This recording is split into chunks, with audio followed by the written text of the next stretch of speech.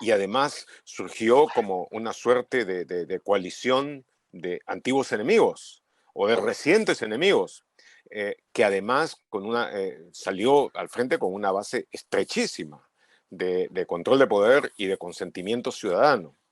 Entonces, su partida de nacimiento tuvo como testigo principal al mayor número de protestas que ha habido en el país en este siglo, durante 2 intensísimos meses en los que se produjeron decenas de muertos y centenares de heridos. Ahora, eso parece haber marcado la presidencia de la señora Boluarte, porque, como tú sabes, yo he tenido en un determinado momento una cierta acceso a ella, y una de las cosas que observé es el hecho de que llega al poder y a los 4 o 5 días se producen los incidentes, a los pocos días, no sé cuántos exactamente, pero se producen los incidentes. Menos aún, casi al comienzo. Casi al comienzo. Entonces, primero hubo una puesta de alfombra roja y apertura de la visita a Palacio de Gobierno por parte del Congreso, que fue un elemento de disgusto para un buen sector de la gente que podía haberlo apoyado. Y luego lo de Ayacucho termina por destruir total posibilidad de una coalición democrática que pudo haberse formado, por la cual pudo haber habido un puente, digamos, entre Castillo y ella, muchísimo más basado en un cierto consenso. Entonces, no sé, ya ese fenómeno creo que es decisivo, por eso la política de derechos humanos y las actitudes en relación con ese tema, la última de las cuales es la visita a Ayacucho rodeada de militares y policías sin recibir en ningún momento a los familiares que estaban pidiendo poder entrevistarse con ella, ¿no? Creo que ahí hay un tema de base, creo, en la estructura de pensamiento que ha cambiado radicalmente en la señora Boluarte. Lo que yo no entiendo, Julio, y ahí pregunto qué es lo que te dice la experiencia, es qué llevó a Boluarte a tomar súbitamente la decisión de una coalición con el grupo hegemónico en el Congreso, con el grupo en los hechos funcionalmente hegemónico, y que suponía realmente una subordinación de ella hacia ellos, suponía su consentimiento. Yo entiendo de que antes hubo la decisión de ellos que querían cortarle la cabeza con una acusación realmente descabellada, ya que estamos hablando de cortar la cabeza, por esto del Club Apurímac. Pero eventualmente se retira todo eso, lo que es ya un cierto síntoma de que había habido un preacuerdo, y después se da este. Pero, digamos, no se necesitaba una inteligencia muy alta para percatarse de que ese acuerdo tenía un precio. Y tenía un precio eventualmente muy alto, como es el que ella empezó a pagar desde el comienzo. Y ella había venido desde una plataforma y una visión supuestamente del todo diferente. Una visión de izquierda, reivindicativa, populista en el sentido original del término, ¿no es cierto? Claro. Identificada. O sea, ella no era de los leninistas, en otras palabras, ¿no? De los leninistas tipo Cerrón, aun cuando se confesaba. No, no era, pero estaba dentro de eso, ¿no es cierto? Que eso es una especie de leninismo o gamonalismo, pero y además poco democrático, pero al fin y al cabo, izquierda. Entonces, ¿qué la lleva a ella? ¿Cuál fue ese proceso? ¿O es que no hubo ningún proceso? ¿O es que lo único que ha habido es la idea de flotabilidad?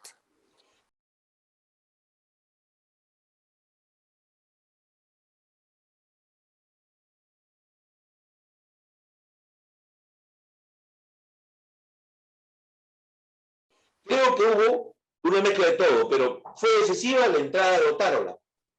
El actual premier Otárola, no hay que olvidar que fue el que la asesoró en ese complejo proceso de negociación con el Congreso para lograr incluir una posibilidad de un mínimo consenso a favor de ella.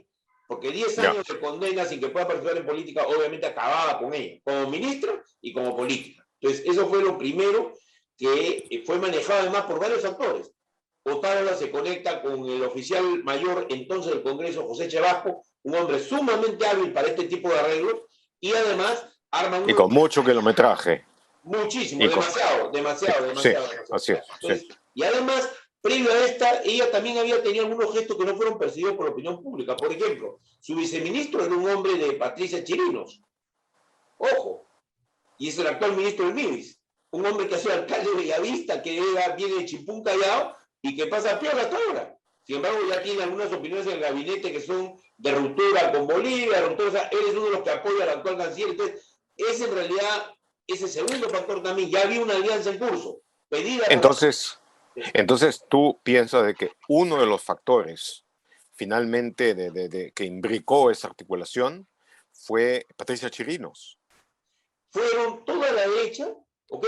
Articulada por la oficial mayor del Congreso, en mi opinión, por los operadores parlamentarios que Dina tenía y también por la urgencia que tenía ella de poder armar por lo menos un frente a su favor en la Comisión de Constitución, donde estaba Patricia Chirinos, estaban los fujimoristas, estaban una serie de fuerzas. Pero hay algo más que me parece a mí muy relevante, ¿no? Es cómo se produce esta súbita conversión. Cuando se produce los sucesos de Ayacucho, ella realmente pasa por una terrible crisis, ¿no? O sea, no es una persona que fuera indiferente a eso, porque ella, tanto la elección de ella como presidenta no se le esperaba. Te lo digo porque yo soy testigo de la vida ambulante que tuvo que hacer durante 2 horas hasta que el Congreso la llamó. O sea, ella no está en una conspiración, sino que la conspiración ha surgido de la situación tan objetiva, que es una caída inesperada de castigo. Uno. Y dos, Pero también... perdona, pero ya le habían quitado la acusación por lo del Club Apurímac. Pero justamente, pues, al haberle quitado la acusación, ya había una deuda de ella, digamos, de alguna Ya, manera, desde el punto de vista político, ¿no? Una naturalmente, sí. retribución que te queda.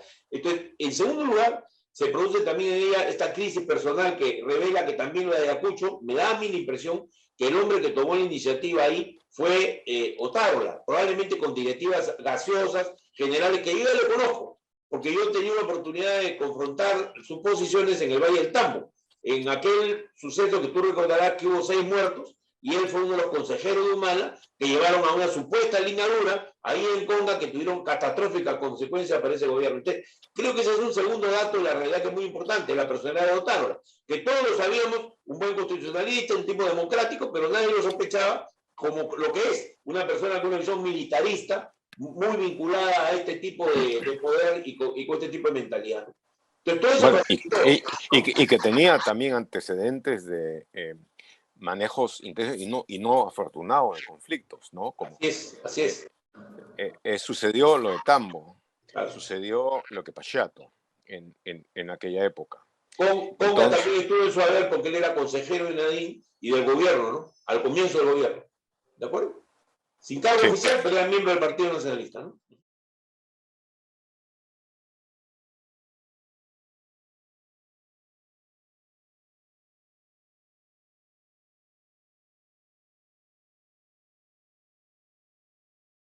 Entonces, en ese momento, y tú también míralo desde la perspectiva de una consejería política, entra ella básicamente debiéndole todo a ese grupo que primero le ha perdonado la vida, en segundo lugar la está haciendo presidenta y ya está llegando, por supuesto, a hacer las cobranzas con intereses que se cobran día a día.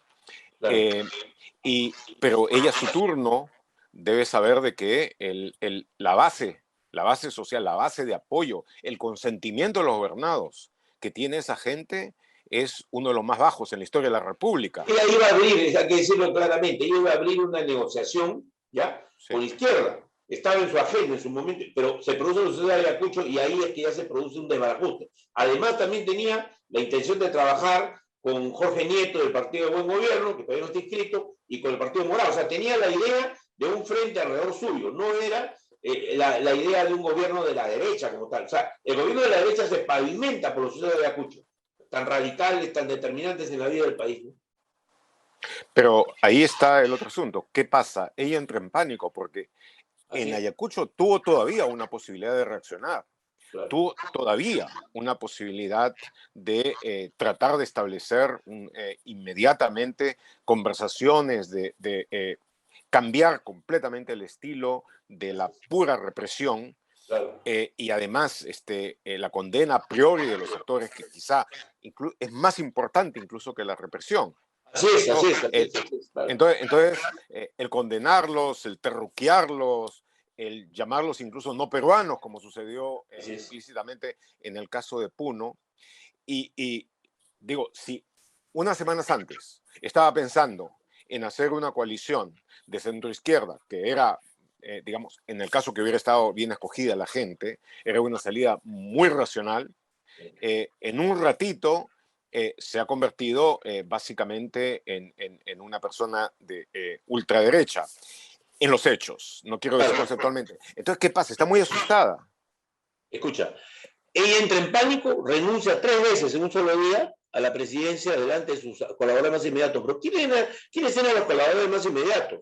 El gran problema con la señora Boluarte, como me lo escribió un amigo diplomático que tuvo en esos días dramáticos, era que tenía el típico manejo con secretarias, con personal de muy bajo nivel. O sea, que influían además en ella de una manera muy empírica, por un lado. Y segundo, no tenía alrededor suyo un núcleo político, porque ella lo disuelve, a raíz de estos sucesos lo disuelve y se convierte esto en un gabinete que fue, ojo, con el primer gabinete, donde casi elige a Walter Gutiérrez, ¿no? De recordada trayectoria, que es ahora el embajador en España, como premier. Luego quiere poner a Luis Chuquibara, y Chuquibara se queda con una tormenta de nieve en París y no puede llegar al Perú a tiempo. ¿Okay? Y finalmente se impone la candidatura del señor que dirigió todos estos problemas, que fue, no me acuerdo ahorita su nombre, el abogado Angulo, que fue desastroso, porque no tuvo Sí, ningún claro. manejo y abrió eso el camino con tal de manejo con los militares y termine pues creando Entonces, esa Pero, crisis... ¿y dónde estaba todo lo anterior? Por ejemplo, pero digo, Chuquiguara estaba atollado con una tormenta de nieve en París, pero, por ejemplo, Nieto estaba en Lima y no precisamente en medio Nieto de la nieve. el Nieto no había tenido con ella una comunicación empática porque hay un problema de narcisismo en la señora Boluarte. ¿Me entiendes? En su estilo de hacer política no es solo un estilo personal, sino hay una falta de conocimientos que hace que ella tome actitudes que son propias, digamos, del narcisismo. O sea, de que yo tengo la razón, yo sé, yo hago y lo hace sin ninguna reflexión. Entonces, eso refleja... O mejor dicho, para ponerlo en términos más concretos, el narcisismo del tipo yo soy la patrona y tú obedeces. Bueno, yo te he comentado alguna vez que aquí en Ottawa hay una cierta herencia cultural también, ¿no? Y sobre todo el discurso que ella da después de las muertes en Juliaca es terrible, ¿no? Sí. Terrible. Es un discurso, no tienen derecho a reclamar otra cosa que agua, desagüe, esas cosas, y no tienen derechos a reclamos políticos. Prácticamente eso dijo. Segundo, se enfrenta a los aymaras, pero con un lenguaje completamente ofensivo, que lleva a que los aymaras pasen a la posición radical del gobierno. Y en tercer lugar, ella empieza ahí a diseñar, después de esa masacre de Juliaca, en lugar de una política de rectificación, como tú has dicho, que puede haber tenido después de Ayacucho. Incluso Después de Ayacucho mucha era gente difícil, pero posible. cosas. Sí. Por ejemplo, tú ves la entrada de Molina, un experto en todos los temas ¿cómo se llama?, de conflictos en el país, va en esa línea.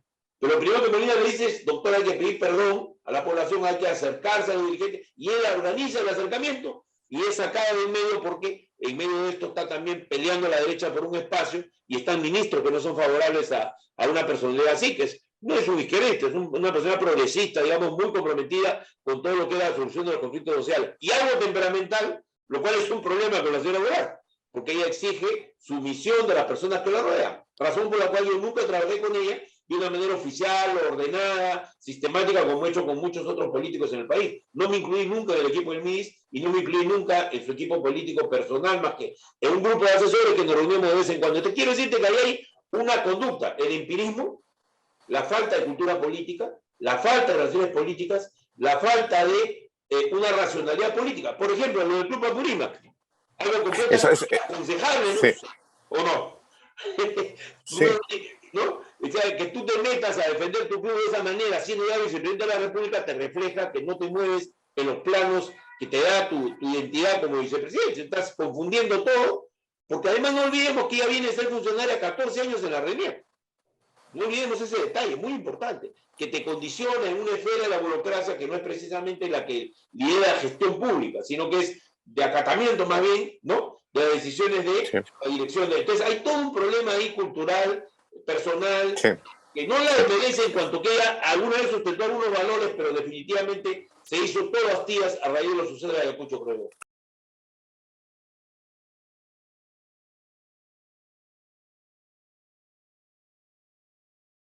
Si todo esto la lleva, primero, del acatamiento burocrático a decir, a suponer, llegó mi momento, lo que sucede en ciertas instituciones verticales, ¿no es cierto? Hasta este momento obedecí, a partir de hoy mando. Y a partir de este momento soy la patrona, ustedes me obedecen. Pero luego viene todo lo otro, y uno de los primeros focos de tensión, de protesta e incluso de rebeldía es su propio departamento, Andahuaylas. Apurímac, Andahuaylas.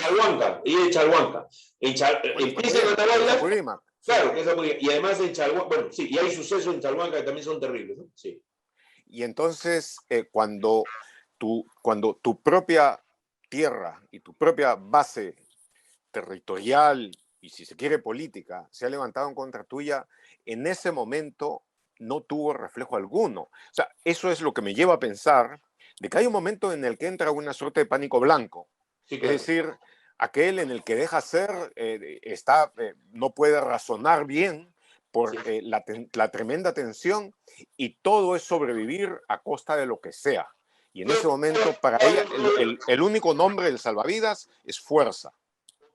Ha sido un factor, yo le he hecho toda la culpa a él, porque está ser humano, además siendo una persona adulta. La señora Dina tiene más de 50 años, no es cualquier persona. Entonces, es una persona, Otárola, que sin embargo logra, por la habilidad que él tiene a nivel político, dominar la escena. Él es el presidente en acción, en muchos casos, no en todos, pero en muchos casos.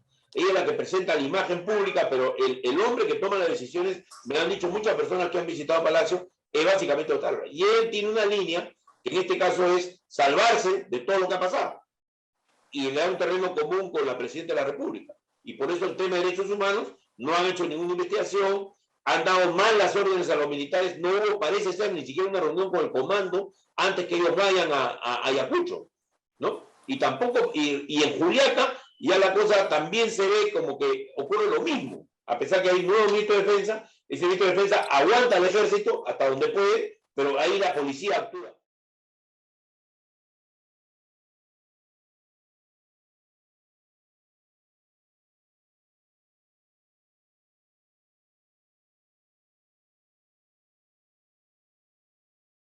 Una de las cosas que cualquier analista que tratara de entender estos meses extraordinariamente tumultuosos, convulsos y anormales que se ha vivido, es qué tipo de asesoría de seguridad interna, tenía la presidenta en tiempos y en semanas donde la seguridad interna era casi el 100% de las preocupaciones. Por supuesto, y que disminuyó conforme los factores de clima trajeron otro tipo de daños y catástrofes incluso. Pero entonces, ¿qué tipo? Y lo que parece, confírmame si es también lo de tu punto de vista, es de que en realidad no hubo nunca una discusión integrada de qué hacer, de cómo coordinar fuerzas, de cómo coordinar las medidas que no fueran represivas con las medidas de acercamiento, administrativas, de organización, de comunicación, de propaganda, si se quiere, de llegar a entendimiento con autoridades locales, en fin, de inteligencia y además de coordinación entre las fuerzas, el tipo de medios que se podía utilizar, cuándo, cómo, de qué manera, cómo llevarlos a cabo. Parece de que no hubo mayor coordinación ni mayor esfuerzo en eso, sino que todo fue responder a una urgencia, a otra urgencia, a una tercera urgencia. Es que cuando gobiernas por impulsos y no tienes formación política y no tienes una visión de la gestión más elevada que la que ella tiene, tú vas a gobernar reactivamente. Y esa es una característica de este gobierno. Lo reactivo lleva a que no elija bien. Por ejemplo, ¿cómo es posible que tú pongas a un X que no tiene mayor trayectoria como primer ministro para comenzar, ¿no? Y te lleva a un tremendo problema como el de Ayacucho. ¿Cómo tú tomas decisiones de seguridad que son tan delicadas, que requieren que no será ella, pero su ministro de Defensa tiene que estar al pie comunicándole a ella, el presidente del Comando Conjunto diciendo lo que está pasando, y se producen los hechos, y ella le encuentra a ella, mira, lo más gráfico, ¿te acuerdas la reunión de Ayacucho, que era la reunión sobre el acuerdo nacional, donde ahí Dina se entera de las muertes? O sea, no tenía ninguna previsión, ni los canales armados para tener esa previsión, porque no se rodea de las personas enteradas, ¿me entiendes? Aquí hay un problema... Pero tampoco hay comunicación tampoco hay una comunicación que se da durante los hechos, como debe suceder siempre ante situaciones de gravedad, en lo que tiene que haber salas de situación que están comunicadas desde el nivel estratégico hasta el nivel táctico. Además, integrará bien una sala de guerra, porque en la campaña electoral así no trabajó tampoco. Tuvo gran eficiencia en algunas cosas como combatir por el derecho castigo a la victoria electoral, pero en general es un manejo empírico. ¿El manejo empírico qué quiere decir? Que es un manejo de impulsos administrativos, de resolver situaciones muy, muy pequeñas y no tener la visión general con una estrategia y con una capacidad de poder lograr objetivos, ¿no? Entonces, se vuelve además centrada en tu persona. El otro problema es que cuando tú tienes una visión a partir de ti, como digamos el objetivo de una estrategia política, pierdes tú la visión integral que te da y sobre todo, cuando no escuchas a tus colaboradores, que es lo que le pasó a Molina y le ha pasado a todos los colaboradores con cierta capacitación, pues hay ahí un problema muy serio, ¿no? Porque entonces no te aconseja la ciencia, no te aconseja el saber, no te aconseja la gente que conoce, y lleva a que simplemente tú utilices lo que ellos te ofrecen y no tengas una estrategia personal donde tú te vincules a grupos. Es clave que un presidente tenga pues un grupo de asesores que pueda discutir las situaciones de seguridad nacional, que pueda discutir los grandes problemas del país. Solo tenía un presidente debe tener un Estado Mayor, por supuesto. Un Estado Mayor que funcione todo el tiempo bien y que le dé un dominio instantáneo de toda la información que necesita sobre cualquier situación vinculada con el gobierno. Eso pocos presidentes lo han tenido.